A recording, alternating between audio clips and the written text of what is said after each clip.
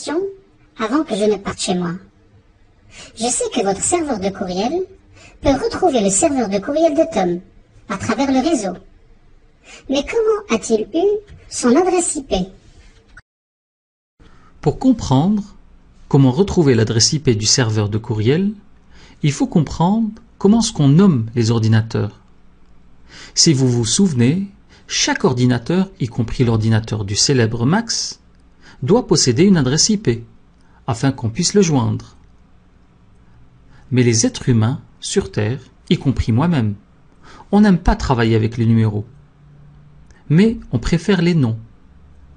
Le problème dans cette histoire est qu'il y a des millions de machines sur Terre, et qu'on ne peut pas adopter un système de noms plat, avec le risque d'avoir une autre machine qui porte exactement le même nom. Pour résoudre ce problème et pouvoir associer des adresses IP à des noms faciles à utiliser tout en évitant des doublons, un système de noms a été inventé. Il porte le nom de système de nom de domaine ou DNS. Ce modèle s'appuie sur un système de structure arborescente, un peu comme un arbre, mais inversé, dans lequel on définit différents niveaux. Chaque nœud de l'arbre porte le nom de domaine et possède une espèce d'étiquette. Certaines étiquettes de nom de domaine de haut niveau sont génériques, comme par exemple COM, et d'autres sont géographiques, comme par exemple CH et AU pour l'Australie. Puis viennent les noms de domaine de niveau inférieur. La racine de cet arbre est un nom de domaine particulier, qui d'ailleurs n'a pas de nom, mais il est représenté par un point, comme on le voit ici. Dans ce système, les extrémités de l'arbre portent le nom d'hôte et correspondent à une machine connectée au réseau. Avec ce système de noms, les hôtes auront un nom dit pleinement qualifié, car on y ajoute le suffixe les rattachant à leur position dans le système de noms. Comme par exemple, pour notre serveur de courriel, on aura un nom complet smtp.telprod.com. Bon, à part des arbres et des branches, je ne vois toujours pas comment résoudre un nom d'hôte en adresse IP. C'est maintenant justement que cela devient intéressant. Si l'on prend une branche de l'arbre de tout à l'heure, chaque nœud, c'est-à-dire chaque nom de domaine, aura son serveur de nom de domaine. Ce serveur DNS aura une table de correspondance entre les noms d'hôtes et les adresses IP. C'est ce qu'on cherchait à faire, mais aussi les adresses IP des serveurs de noms qui lui sont rattachés, c'est-à-dire dans sa branche. Si on reprend l'arbre tout entier, représentant le système de noms de domaine, on aura des serveurs de noms pour le domaine à l'origine de tous, le point. On aura aussi des serveurs DNS pour les noms de domaine comme ou AU, ainsi de suite.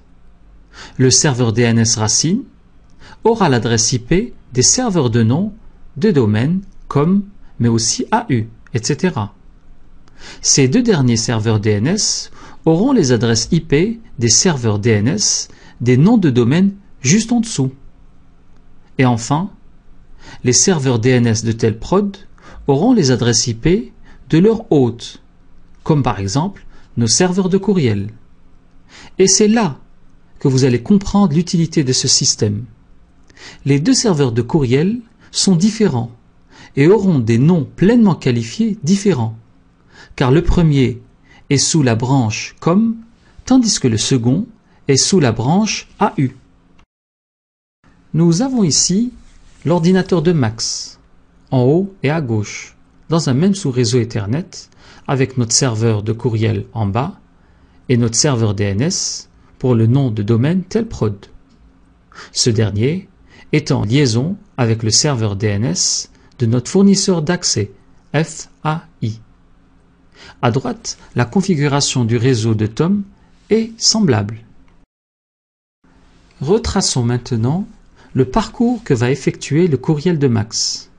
Celui-ci aura comme destinataire tom@telprod.au et comme expéditeur max@telprod.com. Le courriel sera en premier expédié à notre serveur de courriel. Mais notre serveur de courriel ne connaît pas l'adresse IP du serveur de courriel en Australie. Il va demander cette adresse à notre serveur DNS. Mais ce dernier ne la connaît non plus pas. Mais heureusement, nous avons bien configuré notre serveur DNS afin qu'il puisse s'adresser au serveur de nom de notre fournisseur d'accès à Internet. Le serveur de nom de notre fournisseur d'accès est chargé maintenant de trouver l'adresse IP du serveur de courriel de Tom avec suffixe telprod.au qu'on voit ici tout à droite et en bas. Pour cela, il va s'adresser au serveur racine qui vont lui indiquer seulement le serveur DNS qui gère le nom de domaine AU. Le serveur DNS de notre fournisseur d'accès va s'adresser maintenant à ce serveur, qui lui répondra avec l'adresse IP du serveur DNS telprod qui se trouve dans sa branche. Le serveur DNS de notre fournisseur d'accès s'adressera finalement à ce serveur, qui lui transmettra cette information. L'adresse IP sera transmise à notre serveur de courriel. À partir de là, l'adresse IP du serveur de courriel de Tom est connue, notre serveur de courriel envoie le courriel. Tom récupère finalement ce fameux courriel.